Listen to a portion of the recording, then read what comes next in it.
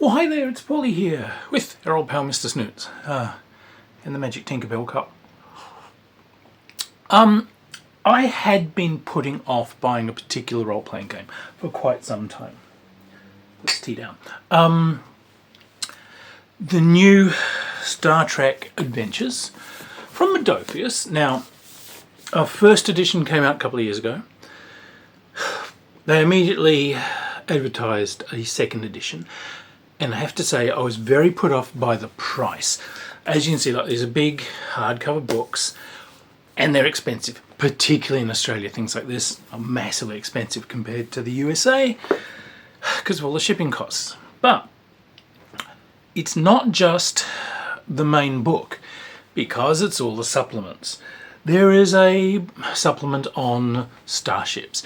Each department of service, like command, security, sciences, engineering and so on, has its own book, which ideally you should buy, which are also honking great big things, which are going to cost you, $90 each, and a ton more. So, if you're getting the whole thing, it was going to be a $500 or $600 investment, which I was not going to do. But I did finally cave and actually got hold of a great many, and I've actually been really surprised. So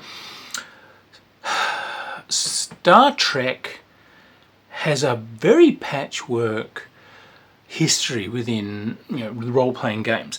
There's been some crackers of good games, but the problem is that because this is a media license, many people have literally bet the farm on buying this expensive media license, bringing out an RPG system, only to have that license jerked out from under them when new movies and new series come out, and Paramount decides they're going to resell the whole franchise. So down people go.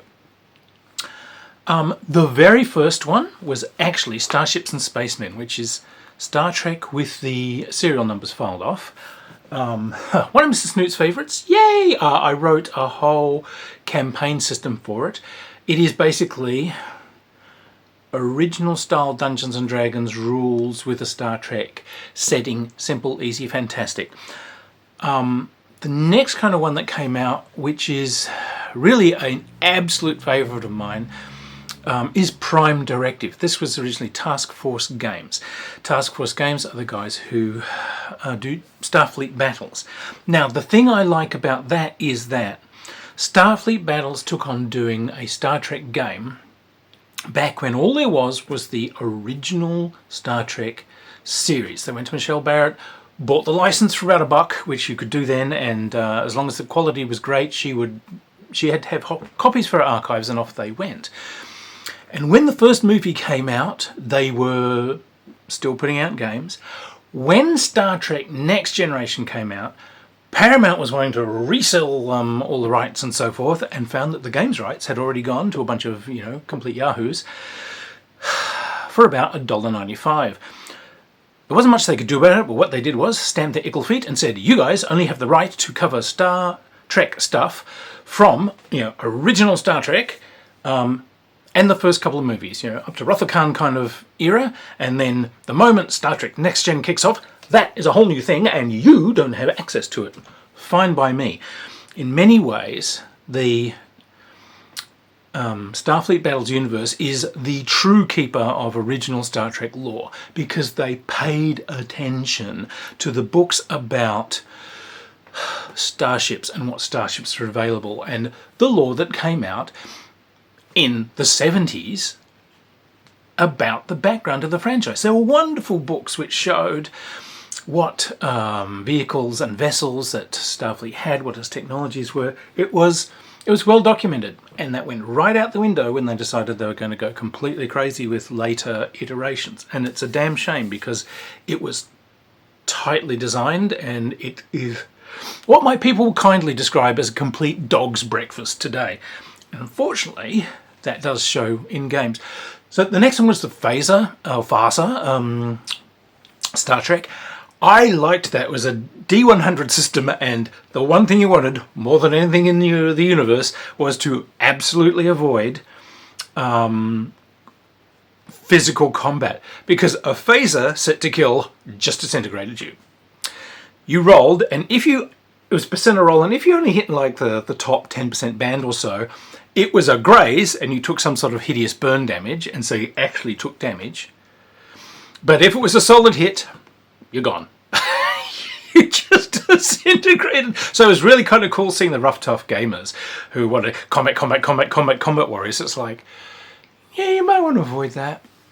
Prime Directive, by the way, the thing I liked about that one was that they decided, the Mighty 5-year mission showed that it's really stupid beaming your sodding bridge crew down just to investigate stuff. So you were a specific away team. That is what you are, which means, one thing, you're an elite. You're trained for the kind of things that you can find and can get you in trouble on the surface.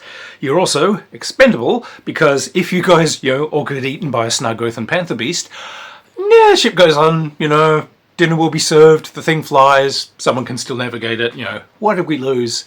Who are those guys again? Oh, the away team. Yeah, they're sending another one. So, yeah, it was quite funny. So, anyway, enter Star Trek Adventures by Modophius. Now, Modophius have a house system, a 2D20 system, which they have applied willy-nilly to things, whether it made any goddamn sense or not. I felt, it was a good system, but in some cases it didn't have the right feel for a couple of their settings. This setting, it is an excellent match. It's an excellent choice, and they've fluffed it up, polished it, and made some fantastic additions to make what I think is actually an absolutely splendid game.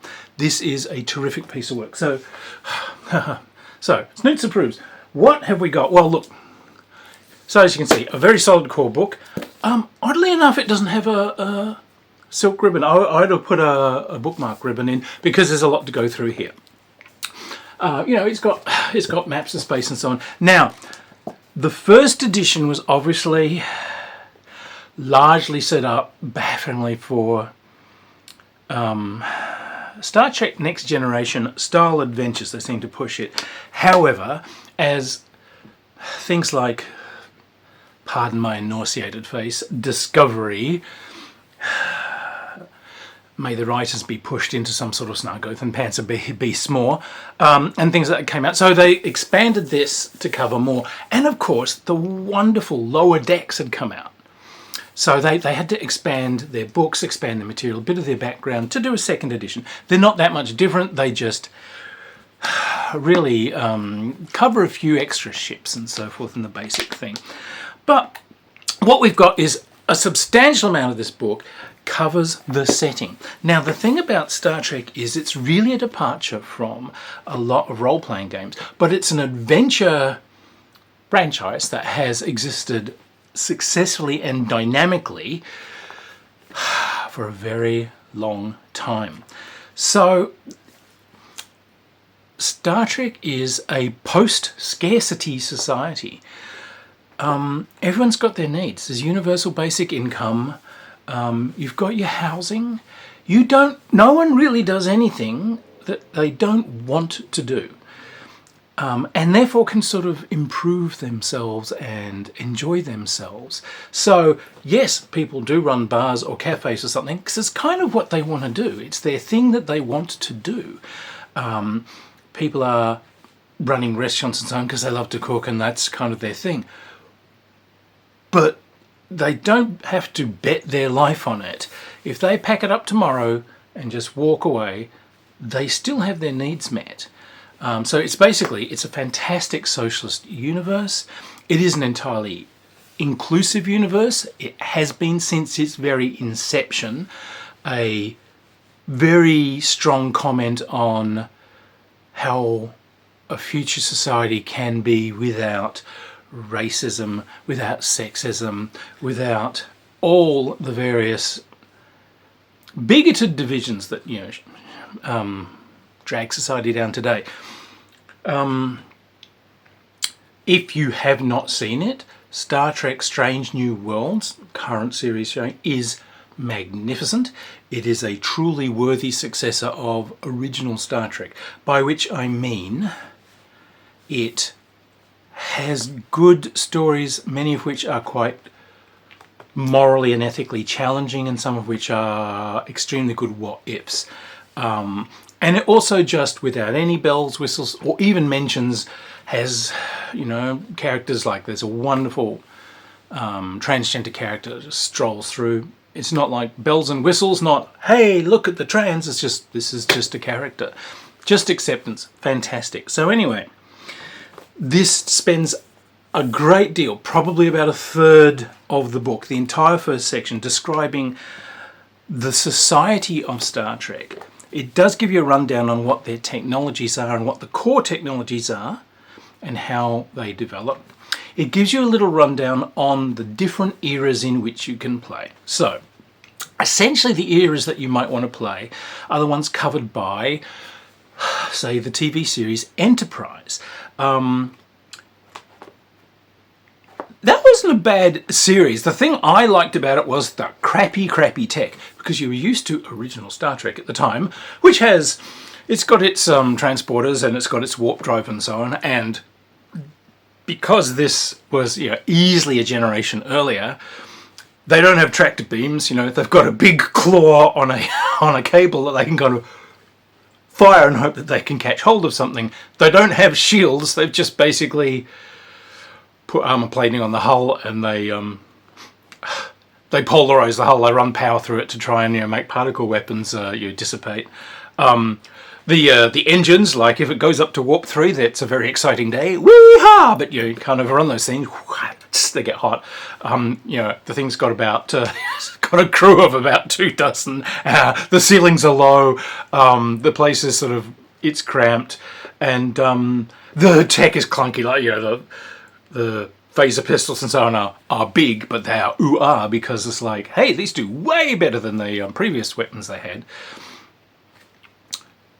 Versions of Star Trek after the original series, by the way, have become more and more desperately coy about the lethality of hand weapons, which I found quite funny, because that's basically America telling you about itself and trying to push down the gun thing, because, again, the thing in original Star Trek was, this shit's dangerous. One shot kill. And it's like, this is not for running around, and this is not for playing cowboys with. You know, this can take out entire city blocks. They've got, you know, guys wiping out entire tribes of marauding Mongolian raiders with, you know, one hand phaser set to kill on wide fan. And that's being dropped in later versions. And that in many ways is a massive objection that I've always had to Star Trek. I can forgive the original series as a product of its place and time, but Star Trek does pitch a universe which is entirely designed by and inhabited by American Southern Californians. Every alien species you meet, they're basically a American exec's idea of what nice white people are like. You don't find many, you know, you don't find African tribes, you don't find Himalayan monks, you don't find, you don't find Polynesians. Someone described Star Trek to me as a universe of diverse and infinite races, all of which you can put your dick into, which I think is exactly right. Every alien race is bafflingly. Starships and Spacemen had they did a second generation game, which is brilliant. Look it up on drive-through. But they had a random forehead generator. If you meet a new humanoid group, you randomly generate what stupid ears and forehead ridges they had. You bastards. But so anyway, a lovely set of descriptions in here, which really does cover it and really does bring it home. So you're not going out there to get treasure. It's a post-scarcity society. What do you want? Do you want a house? Everyone's got one. Do you want a really cool house? Yeah, really have one by a waterfall. Well, there's an awful lot of planets out there. You can find a place, have a look. You'll find somewhere. Right, so it's like, it's not about seizing wealth, and it's not about going out there and just killing stuff. That's dangerous. It is a game about character development, because the stories are about character, and they've managed to make this work in the game so well.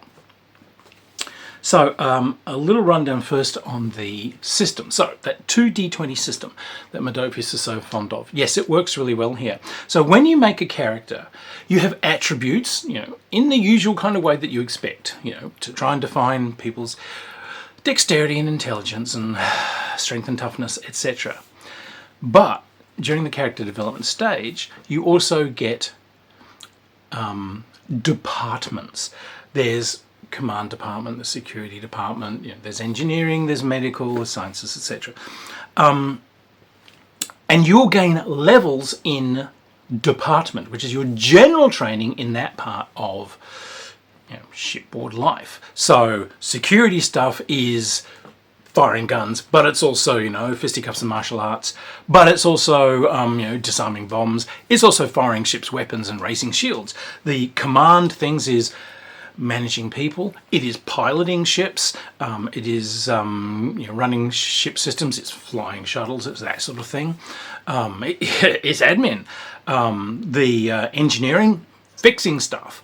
The medical and sciences, obviously a ton of medical stuff. Medical stuff comes really strongly through in Star Trek, and they managed to keep that going here. There's some great potential here for medical whodunits and conundrums, and also science, because science is a huge part of the setting. And bullshit science unfortunately became a steady in Star Trek Next Gen days, which is why I hate it. But anyway, what you do is you'll be going to roll at least 2d20 for any sort of skill check for a character. You have a target number. What happens is an attribute is found that's going to be appropriate to the task, and a department is going to be found that's suitable to the task. Say I'm firing, a phaser pistol. That's obviously going to be my dexterity, agility characteristic, but that's going to be my security department. I add those two together, and that's my target number. So say I had department training of 5, and I had agility of 5, 10. I'm rolling 2d20, and I'm succeeding on a 10 or less. But when you do characters, you can also have a focus on certain skills within your department. So you might have a focus in firing phasers and gunplay. If you do, then any individual one of those dice that rolls your department training or less, that counts as 2 hits, not 1. So, in that previous example, I've got a 10 or less on 2 dice, and I've got 5 in my department training. If I roll like a 12 and a 3, well, the 12 is no hit, the 3 is 2 hits, so I've got 2 hits. Normally you need 2 hits to succeed, but task difficulty is actually expressed by the number of hits you will need. So, you're going to have to either roll really well. 1s are always 2 hits, by the way, and 20s are a complication. Not quite a fumble, but can be more comedic. Yeah, so the way to get more hits is either to roll really well. If you rolled double 5s in that last example, you would have 4 hits, or roll more dice. So you can see it's sort of an interesting core system there. I kind of like the departmental thing. It means that the department and the focus takes it away from having a long niggly skills list where, I've got, plus this on pistols, but I've got plus this on rifles, but no, forget it. You've got your general training that you do, you expect to be up to speed and everything, and you've got the things that are your personal focus, the things you actually really get off on, the things you like, the things that you've shown talent for. Great!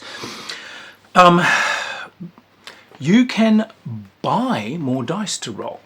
So you can simply say, I wish to roll more dice. I'm buying them with threat. You choose to roll more dice, but the umpire gets some counters, which are threat counters, threat tokens, which he then just keeps aside. If you want to add 1 extra dice, it's 1. If you want to add a second extra dice, that's another 2 threat to pay. And I think if you want to get a 3rd dice, I think you have to pay another 3. So you'd be paying, if you want a maximum of 3 extra dice, you're paying 6 threat. What these threat tokens do is the umpire can pay them out to do things. He can do things to screw up your dice rolls. He can do things like re-roll rolls for enemies. He can do things like lessen damage done to enemies. He can use it to bring in complications during play. So it makes the environment dodgier and more hostile as you throw threat out there. You can also challenge character values, which gives you the extra ability to re-roll failed dice. So that is your basic core mechanics. So the mechanics have a whole section on personal interaction and personal conflict, because obviously so many Star Trek stories are done where there are two warring factions and you're somehow trying to bring them together. You are asked to try and somehow make a treaty with this diplomatic group that are a pain in the ass. You are somehow expected to solve this Romeo and Juliet style story over here.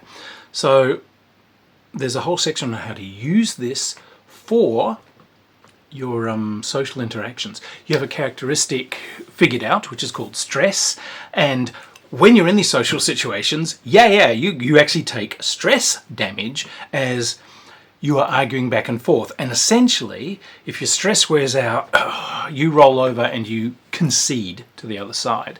So it's quite a cute system, and you can bring in different departments and different focuses and so on to do it. Combat works very much the same way. There's initiative, yada yada squee, but the interesting thing is that weapons have a set effect if you were hit by them. A phaser, for instance, can be set to stun, in which case a hit stuns you and you're out. You fall over and you are, you're lying on the back, wiggling your feet in the air. Or it can be set for lethal damage. Things like Klingon disruptor pistols, they're just lethal. These things also have traits attached to them. But when you are hit, essentially the effect of the weapon, that's what happens to you. So if you are hit by a deadly weapon, then you are out. That's it. You are down. And essentially it says if you are hit by a lethal weapon, and do not manage to avoid the damage in any way, you are down, and unless you get some sort of medical attention, you will die. So if you're just left there, maybe the umpire will be kind and a wandering stranger will somehow fix you. But in essence, you're gonna drop dead unless your team gets to you, first aid beams you out, etc. But you can avoid the damage. First off, if you are in cover, you can actually increase your chances of not being hit. Normally you're rolling a set difficulty, set number of, usually 2 hits are needed to hit someone who's just standing there. But if they are in cover, then you have to roll against their agility and so on, because they're ducking in and out as they're shooting at you, so it's way more difficult. Okay, kind of like that. But the weapons also have a base damage that they do, and what you effectively do is you try and avoid the damage. And the damage that it does comes off your stress again.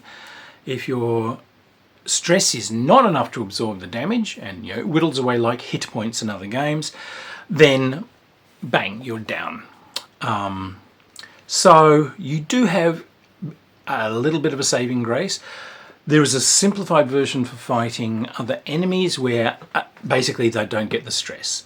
Main characters do, but the NPCs and so on out there, unless they're an important adversary, no. A good solid hit on them does what the weapon's designed to do. So, cool. That in essence is the core system.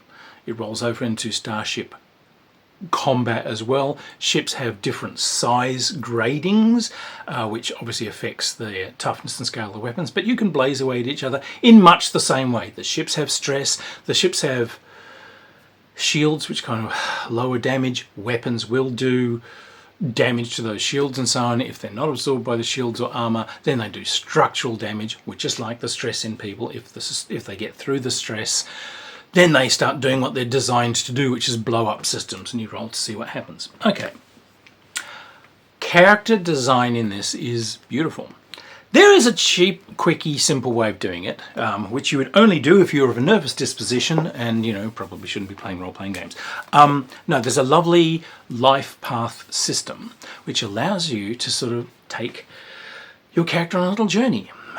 You pick, first off, a species. There are many different species in Star Trek.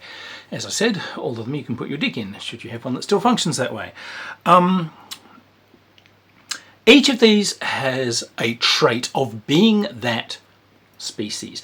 There is a page in here, and this is a beautifully illustrated book, but there are pages in here which are all of the different, you know, core species that you'll find. And it tells you what sort of traits, what things that can do. So obviously a Vulcan, it will say you are sonically sensitive, you've got the whole logic thing, the non-emotional thing. You are presumed to be extremely strong if there's just a straight contest between you and someone else that isn't extremely strong. You, unless some weird circumstances are in there, they will just win it. If you try and arm wrestle Spock, he will win. If you try and go fisticuffs with Spock with no kind of additional ramping up, you are in deep trouble.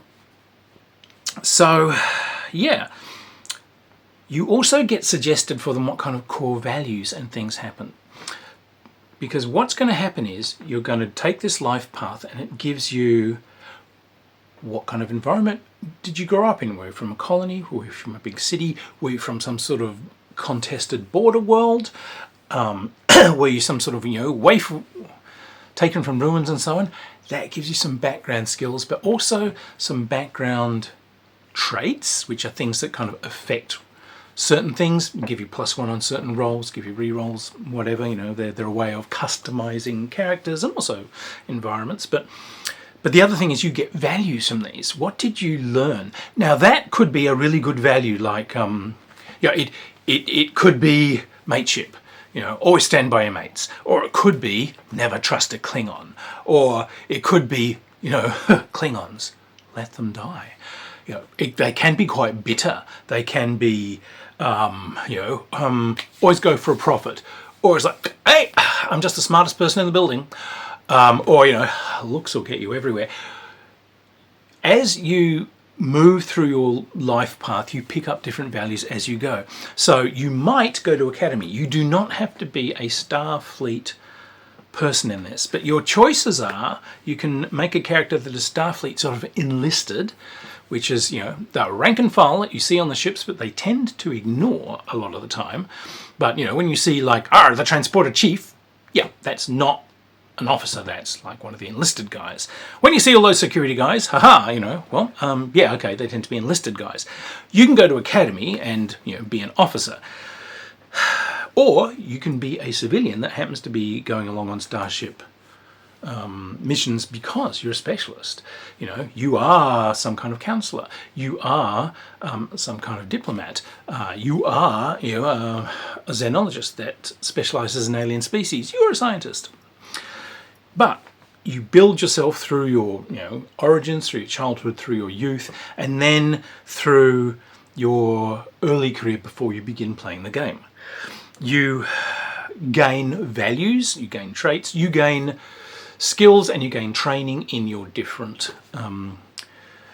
departments as you do this. There's also some charts for rolling on career events which do things and also give you different advantages and disadvantages, and different values can cook out of them. You could have been caught in a plague. You could have been like, that's it, you're the young officer that somehow escaped the massacres of Kodos. You know, all these sorts of things. There's also, of course, cultural stuff comes in because, for instance, if you're a character that's a mix of two races, like Spock, half human, half Vulcan, essentially you have to decide which one is dominant. In Spock's case, Vulcan. He will have the Vulcan characteristics rather than a human, but, you know, you also end up sometimes with values that put these sides at war with each other. So you come out with a character that's got sort of a story, where you came from, what your background was, what you're doing here, what you believe in, and what your psychology is, for good or bad. good and bad values, dodgy ones, or ones that, seem useful but might actually, only be narrowly useful. E.g., hate the Klingons and ever. They're all in there, but you come out with this character. Now you get to the different styles of play. In essence, the game was obviously originally set up so that you guys are all going to be pretty much the head of departments in some kind of ship. Between you figure out a ship, and if someone's taking command, fantastic, they're going to be captain. Security is going to be the security chief, the med's going to be the chief medical officer, whatever. This was sort of the idea they had in mind, although you could be further down there. But what they're saying is that these ships obviously have many other characters on them. So they split characters up into player characters, and there are cast characters. They are ones that are part of your shipboard community that you can call on to do things. And there are also supporting NPCs. So there might be, maybe no one took someone medical. There's still a ship's doctor. There is still a nurse chapel equivalent. There are still a whole team there. These exist as cast characters, which someone can make if they call them in. They can just be assumed, but you can also make them. And you can play them. If there's some sort of mission away team, some kind of conundrums, whatever, and someone's character is not really involved in that, they can take over one of the cast characters and run them. And the cast characters have experience and everything. They get better. So you do have your core player character, but you can reach out and play others. Now, ships also have that supporting cast. Kirk's beaming down, he wants a security team to come with him. The size of the ship governs the amount of people that are available for stuff. So at its simplest, the size number of the ship is the number of extras you can bring along with you on a mission. So if you're in a size 3 ship, if you're beaming down somewhere, yeah, you can just take 3 security guys with you. They're there. They've always got 3 guys spare. Or, well, I need a geologist and I need like a expert linguist. And I will need a someone from engineering to set up a repeater beam for so we can beam out more easily. Good, that's your 3 extras. You just got them. So the big ships, have more people to use. So so it does, in the abstract, build that community. And of course, if NPC characters do well, then they become something you're fond of. They then become supporting cast characters and probably come into play as players take them over, put them into adventures, and they begin to get experience and they grow. So it's a nice setup. I like it. So if your character gets knocked out during an adventure and the story is saying that this person's badly injured, fine, take over an NPC to keep running because your guy's going to be out of it for a month, while they while they grow new legs or whatever. Fine. You also have a special characteristic which is determination. You can have up to 3 determination points. You get determination, and you get it by essentially tapping values and so on, and this allows you to re-roll dice that fail. So again, that's something that main characters get that other folks don't, so it does give you a little bit of an edge, particularly if you're trying to avoid damage. Very useful. So your 2 main currencies there are the threats and the that you are putting on yourself to buy extra dice. You're spending determination to get dice rolls, but the other thing is momentum. Now, if you roll dice in a critical skill test of some kind, if you get more hits than you need, in some cases you can immediately use those for other effects. So it's like if you are firing at someone in combat, you will do more damage. But the other thing you can keep these things is as momentum. Momentum, you take some tokens of some kind, they go into a pool that all the players can use, and those momentum counters can also be used for things like purchasing extra dice in a skill roll, doing re-rolls, there's useful things. So that is the other currency in the game. What I like about this is that, again, and why it works in this, but it doesn't work so well in other Modophius games, is that a decent Star Trek episode is usually done where there's a slow crawl forward. We've turned up and we're supposed to deliver some sort of scientific parts to this base, and everyone in the base is dead. They seem to have all killed each other. So as you're investigating and so on, you might be getting momentum which you want to keep, because this is going to build to crisis later on. When it gets to crisis, having a decent momentum pool for everyone is kind of how you're going to do that crisis. As this disease spreads and people are attacking each other, but one of you has to somehow not only make the rolls to figure out what it is, which are probably multiple skill rolls for a longer task, and then here we've got to get this down to engineering and somehow aerosol it into the system, but now the decks are crawling with crews armed with guns and bombs and knives trying to get you. You're going to need those rolls. So it is a lovely way of handling the pacing. And if someone gets greedy and starts using these for their own purposes early on, you might find you don't have them when you really need them. So yeah, it's a nice piece of work. In this case, it really does work here.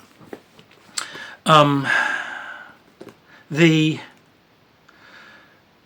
other thing that really stands out in this one is character development experience. So, as I said, your character has values. Now, these values, like I said, they're beliefs, but during a game, values can be challenged. When they're challenged, they get you, they build your determination. You're supposed to basically keep a little personal log, captain's log, Boimler's personal log, which is basically a little rundown of an adventure. Can be really shorthand, but essentially what it is if during the course of a adventure your values are brought into play, positively or negatively, if they are challenged somehow. If they are challenged and they seem inappropriate, you can start to rewrite them.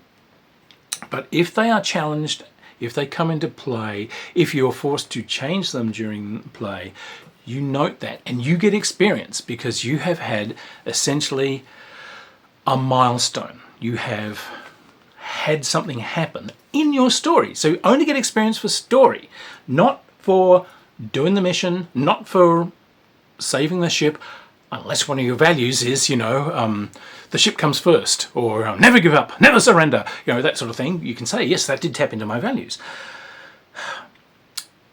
So you can get some experience and spend it on things. But later on down the line, if you get another test in another adventure on that same written or rewritten characteristic, that is now a character arc, and you qualify for better experience because your character is starting to tell a story.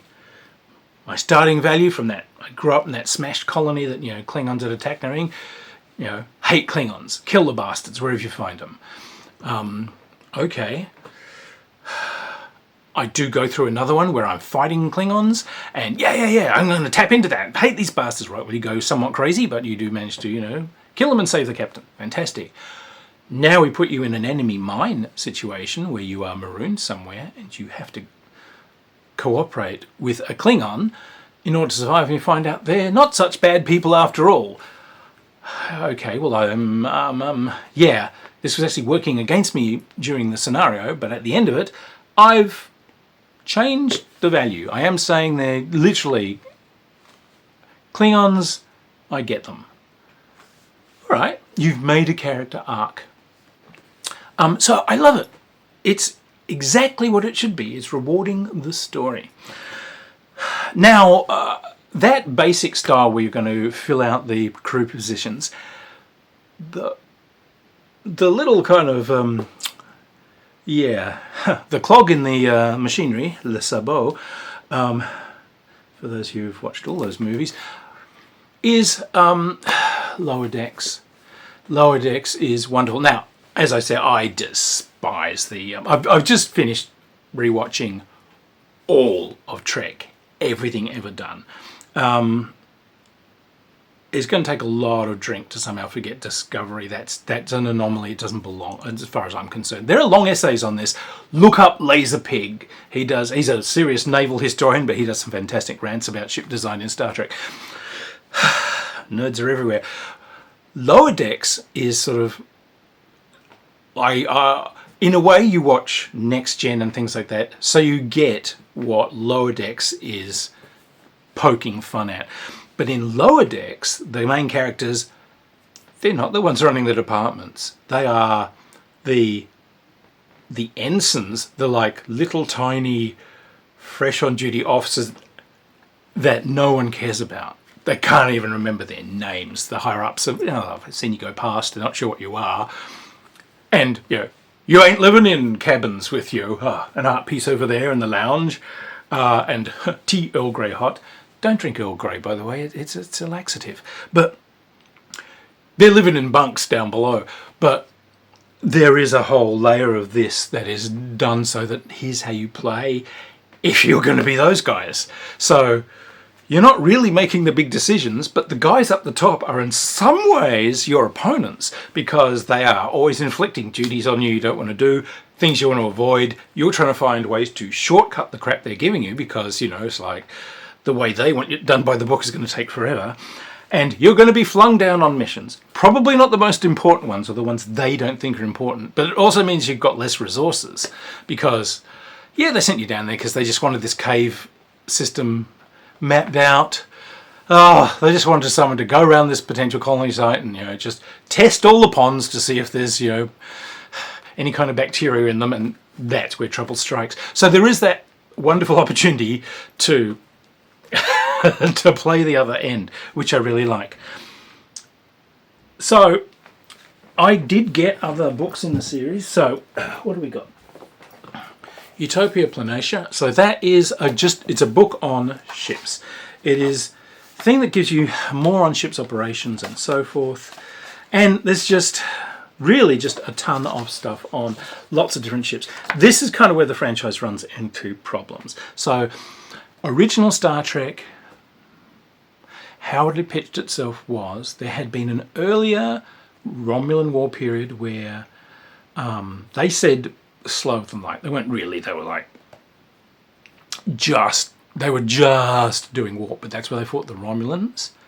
And that was in the previous generation. Those ships did not have shields, they did not have phasers, they flung nuclear missiles at each other.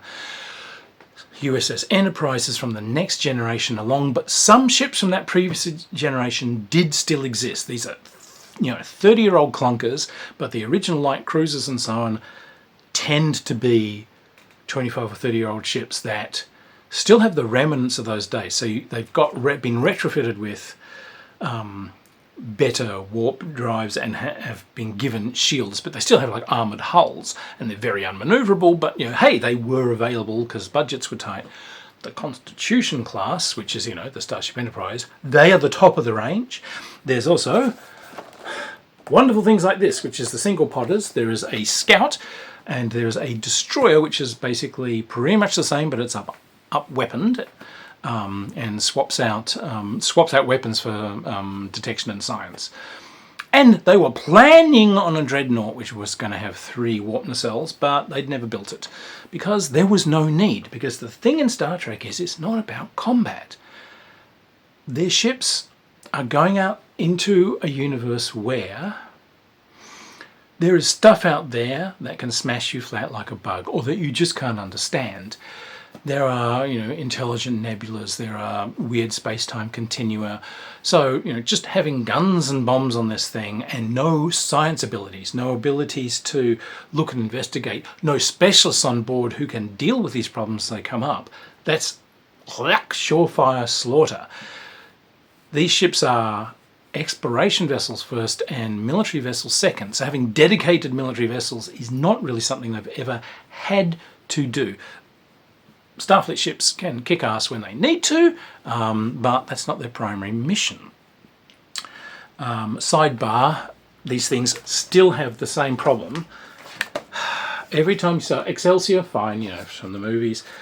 But as they keep going up all these different damn things, as every idiot decided to put something in the background, zooming past, you know, in a next gen or whatever, someone's chronicled it. But for one thing, often they sort of break the basic design rules of a ship. But the thing that does annoy me is everything's named again by Americans. This ship is the Pathfinder. This is the Hermes. This is an Atlas. This is a Federation, which is supposed to have, by, say, next-gen times, hundreds of member races. No one gets to name ships except Californians, basically. You know, basically, no one from Pakistan has named a ship. No one from Tahiti has ever named a ship. No one from Russia has ever named a ship. There's hundreds of different races. This is the Hermes class. Hermes class? What? You know, the guy from the Thumbuk Island delegation says they want to name a ship. What's this going to be called? It's going to be called like Ee! So, well, we don't want to say that. Then you're insulting my culture, sir. Yeah. Anyway, rant ended. But so there's a massive plethora of ships in this. The only really useful ones are little things like the Hermes. So, like if you wanted to sift through hundreds of different ships and find something unique for your group, this is kind of a buy, maybe, kind of, sort of. Other things, like I did get hold, these are the books for the different divisions, and they are absolutely not worth it. Most of them are just talking more about the mission of Starfleet and the mission of that department and what different staff divisions do and what the different oversight that you've got is, and it might have like a few extra bits and pieces in there. There might be some suggestions of different traits and values you can have, but these, for the price, these are massively unnecessary. You do not have to have them at all to play, at all. Everything you need is actually in that main book. So I was put off, like I said, by the expense of the extra material, and I shouldn't have. The one good buy, however, is there is a judge's screen, of course, which, you know, has our favourite ship on it, which, you know, has all the requisite charts and tables and everything on the inside. Thank you very much. But it also comes with a rather natty little set of adventures here. Some extra ships and so on, but a couple of adventures which are useful. And the adventure books are useful, but the hard copies keep selling out, so sometimes they're hard to get hold of. So look, in conclusion, I think this is a spectacularly good game, actually.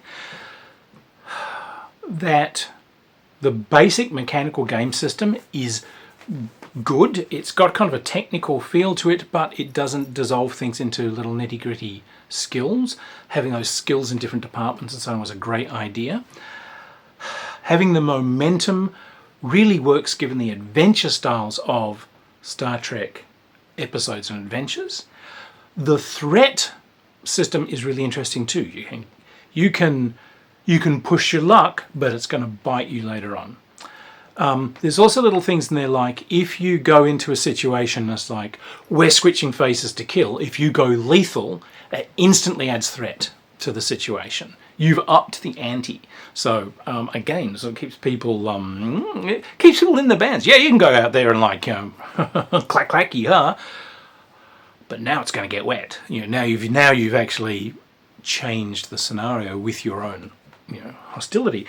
The determination and testing your values and so on is a great mechanic. The character milestone and character arc system for experience, that is genius, mate. That is genius. If anything, if you took nothing else away from this game, have a think about how someone did good game design there, where they said what's Star Trek about and how can we reflect that, and they put it into a core mechanic. That's good game design. Hats off to these guys. There is some supporting material for the basic game. As I said, colourful but unnecessary. The adventures are good. There's some little side bits in here as well, which I quite like. There's charts for, they call it Technobabble, which I really loved.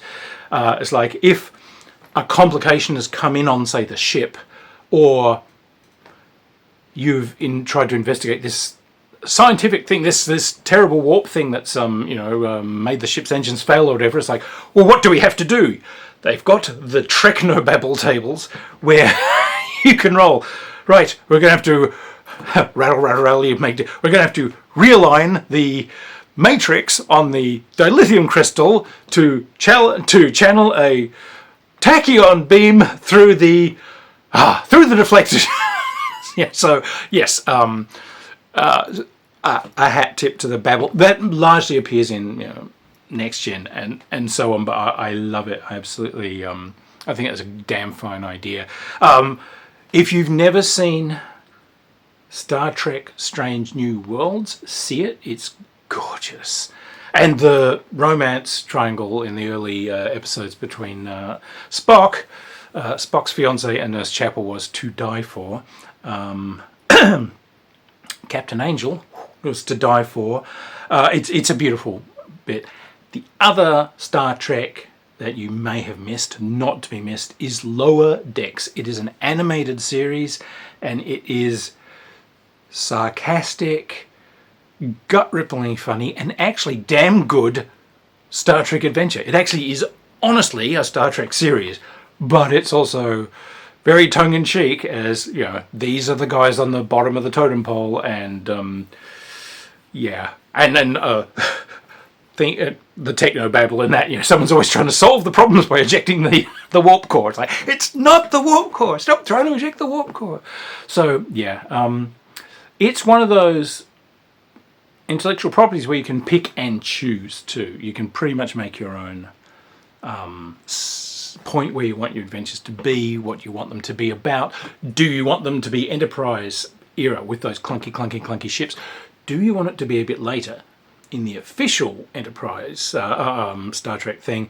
Post-Enterprise, that's where they do have a Romulan war with MX style ships that now get the secondary hulls and actually get shields retrofitted onto them, but the tech's still kind of clunky, and lots of early exploration. Classic Star Trek, or slightly revved up classic Star Trek like Strange New Worlds, or you can go into next gen where there's holodecks and replicators and all this sort of stuff.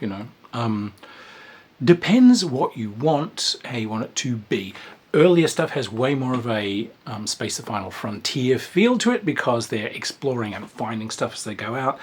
Later stuff, next gen and so on, often tends to be more in a universe bounded by borders and boundaries, and there's a lot of diplomatic stuff, but science and intrigues. It's not something you're ever going to run out of ideas for adventures for.